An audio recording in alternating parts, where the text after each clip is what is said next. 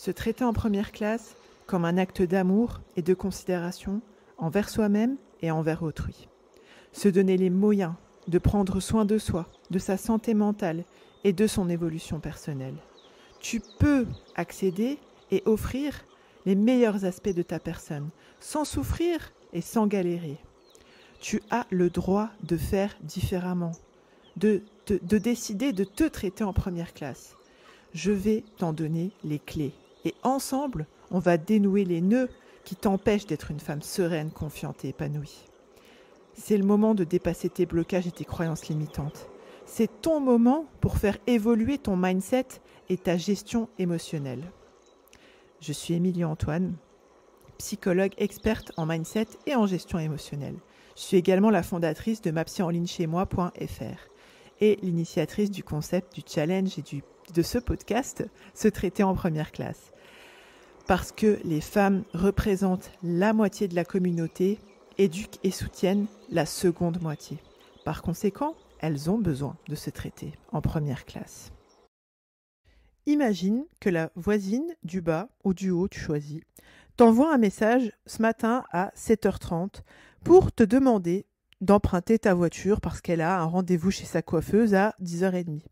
Et que toi, tu trouves normal de lui répondre la tirade suivante. Je suis vraiment désolée, mais je ne vais pas pouvoir te prêter ma voiture car j'en ai besoin pour amener mes enfants à l'école, puis déposer mon dernier à la crèche avant de me rendre au travail. En plus, le petit s'est réveillé au moins 5 fois pour boire cette nuit, donc je suis trop fatiguée pour faire tout ça à pied ou en bus. Il fait super froid et j'ai peur que les enfants tombent malades si je ne prends pas la voiture pour les trimballer. On est d'accord qu'il y a un malaise. Pourquoi user autant d'énergie pour se justifier à ce point de ne pas être en mesure de répondre à une telle demande? Parce que bon, elle ne va pas aux urgences, elle va chez le coiffeur, ok? Là, je t'ai donné un exemple flagrant, mais dans la vie de tous les jours, la tendance à se justifier prend des proportions aussi simples que justifier sa tenue vestimentaire, justifier ses choix religieux, justifier ses pratiques et ses choix éducatifs, justifier les origines de son conjoint, justifier de vouloir un 3e, un 4e ou un 5e enfant ou que sais-je, se justifier d'être célibataire ou de justifier tes tarifs quand tu as un business. Et la liste pourrait être encore bien longue, je pense que tu en conviendras. Il y a un proverbe arabe qui dit « Chercher à se justifier quand on n'est pas coupable, c'est s'accuser ». Je répète, parce que c'est une punchline. Chercher à se justifier quand on n'est pas coupable, c'est s'accuser. Je trouve que ce proverbe illustre vraiment l'importance de ne pas se mettre en accusation soi-même, même sans raison. Ça peut être interprété comme un avertissement contre la tendance à chercher à se disculper de manière excessive ou inutile. Et quand on fait ça, on peut se mettre soi-même en difficulté. Bienvenue dans ce 33e épisode du podcast Se traiter en première classe. Dans cet épisode, je vais vous exposer des hypothèses quant aux raisons qui poussent une personne à se justifier. Ensuite, je vais vous proposer une méthode en 4 étapes pour que vous puissiez commencer à travailler concrètement à ne plus tomber dans ce mécanisme hyper énergivore qu'est la justification. Petite parenthèse. Je suis la première à dire que se traiter en première classe, c'est comme entretenir une plante. Il faut toujours continuer d'arroser celle-ci et de la couvrir de lumière dont elle a besoin pour s'épanouir et continuer de se développer sainement et d'apporter toute sa splendeur. Par conséquent, jusqu'au jeudi 16 mars 2023, tu peux accéder au pack Belle Plante, composé de la formation numérique Booster la confiance, l'assurance et l'estime de soi, qui a une valeur de 147 €, plus 4 rendez-vous téléphoniques de 50 minutes avec une psychologue de l'équipe Ma Psy en ligne chez moi, et ça a une valeur de 236 €. Ce pack, on vous le propose jusqu'au 16 mars à une valeur de 236 €, à une valeur de 279 € au lieu de 383 €. Pour en profiter, tu peux rejoindre la newsletter via le lien que je vais te mettre en légende ou en dessous ce podcast pour recevoir le lien justement du pack auquel tu peux accéder en paiement une fois ou en paiement en plusieurs fois à partir du 6 mars 2023. Ceci étant dit, c'est parti pour notre podcast « Comment arrêter de se justifier ?» Et là, je vais vous donner 4 étapes. Selon le dictionnaire, se justifier, c'est tenter de prouver notre innocence en expliquant notre conduite, en démontrant que l'accusation n'est pas fondée. Se défendre, c'est un synonyme de se justifier, et ça signifie que lorsque vous vous justifiez, vous vous sentez coupable, et souvent de façon inconsciente. En premier lieu, je pense qu'il faut pouvoir différencier, c'est la première étape. Il faut pouvoir différencier d'une part le fait de se justifier, où là où on donne des raisons ou des excuses pour ce qu'on a fait ou pour ce qu'on n'a pas fait. Il faut pouvoir distinguer le fait de se justifier parce qu'on avait un devoir en fait ou un engagement, auquel cas, oui, il faut travailler sur le fait d'être à l'aise, de reconnaître ses torts et de s'excuser avec humilité et d'expliquer si besoin, ce qui est totalement différent du fait de se justifier. Tout simplement, sans forcément s'épuiser en justification et encore moins de se victimiser en fait, parce que là il y a cette notion en fait dans le fait de différencier la justification, le fait comment dirais-je, de s'expliquer parce qu'on avait un devoir ou un engagement. Bah là le but c'est de ne pas tomber en fait dans le travers de la victimisation.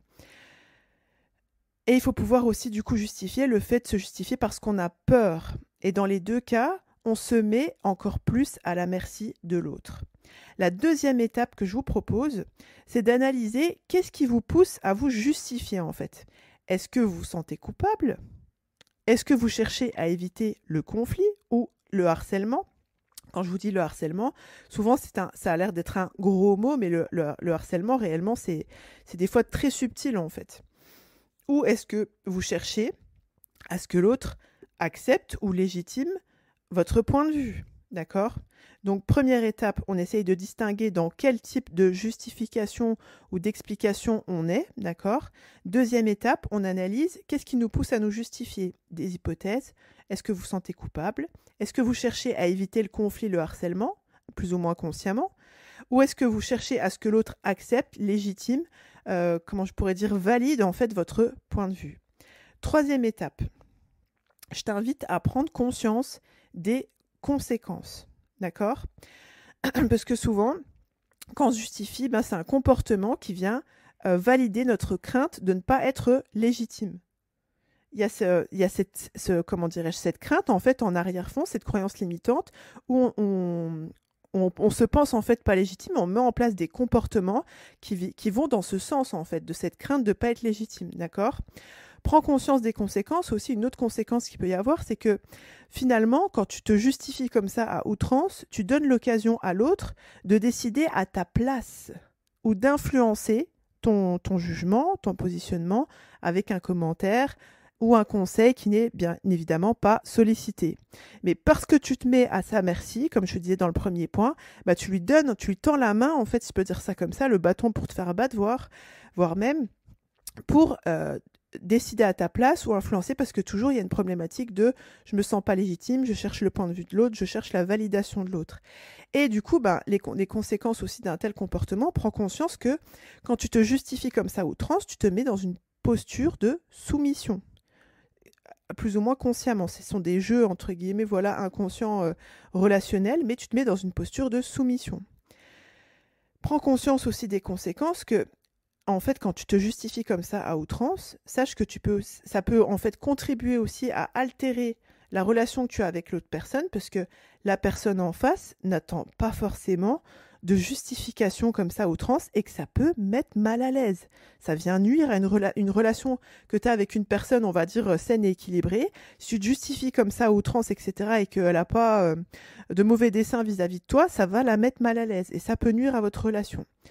Et parmi les conséquences aussi de se justifier à outrance, sache que tu te mets dans une torture mentale, dans une fatigue psychologique et émotionnelle, parce que tu es en mode, tu cherches des arguments de justification et tu te mets en stress en fait. Tu vois, c'est un comportement qui vient, c'est un peu le chat qui se mord la queue, parce que tu agis ce comportement-là, il y a des résultats, ça te met en stress, ça vient valider tes peurs, tes craintes, etc. Tu continues de te justifier, donc c'est vraiment un cercle vicieux, si je peux dire ça comme ça. En quatrième Et quatrièmement, ce que je te conseille de faire, donc je te répète, c'est de différencier ce que tu es dans la justification pour des trucs que tu as fait ou que tu n'as pas fait, ou est-ce que tu donnes des explications parce que tu avais un engagement, auquel cas il faut mettre de la mesure, parce que le but, c'est pas de te victimiser, mais de prendre tes responsabilités. En deuxième point, je te conseille d'analyser ce qui te pousse à te justifier. Est-ce que tu te sens coupable? Est-ce que tu cherches à éviter un conflit? Est-ce que tu cherches à ce que l'autre légitime valide ton point de vue? En 3, je te proposais de prendre conscience des conséquences, vraiment de l'impact que ça peut avoir d'avoir un tel comportement, pour que tu puisses augmenter, en fait, comment dirais-je, ta conscience de toi, si je peux dire ça comme ça.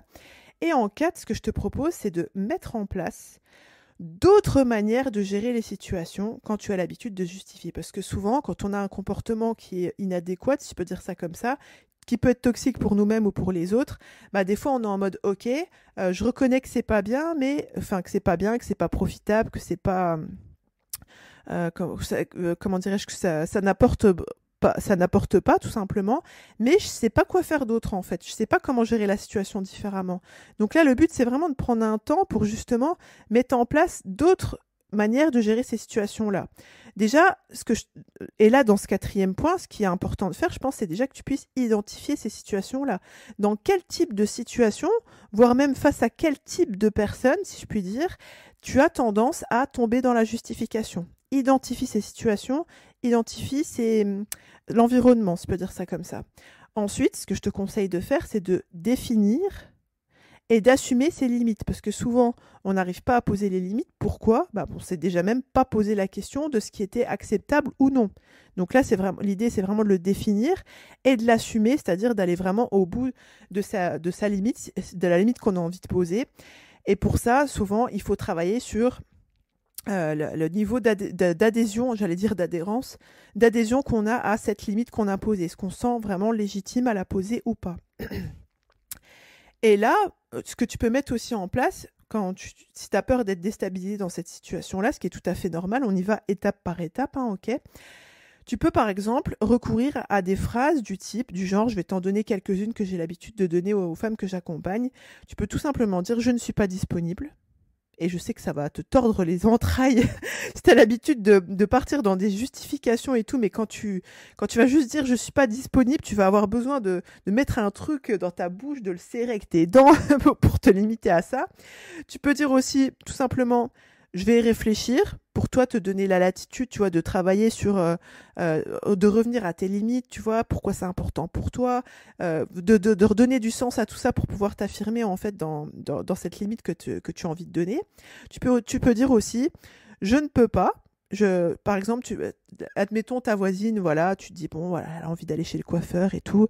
Tu peux lui dire, là, ce matin, je peux pas, mais si tu veux, tu peux déplacer ton rendez-vous après 17h30. Moi, j'ai pas besoin de la voiture. Tu pourras m'emprunter la voiture, tu vois. En d'autres termes, tu proposes une alternative qui te convient mieux à toi. Qui satisfait tout le monde. Si tu en as envie, tu n'es même pas obligé de le faire. Mais voilà, si c'est important pour toi de rendre service à ta voisine et tout, tu peux juste proposer une alternative, tu vois. Des fois, poser les limites, c'est vrai qu'on entend souvent le fait de dire non, non, non, non, non, mais des fois, on a juste, ça fait l'altruisme, la générosité, etc. Ça fait partie des valeurs et tout, et on n'a pas forcément envie de balancer des noms à tout va, quoi.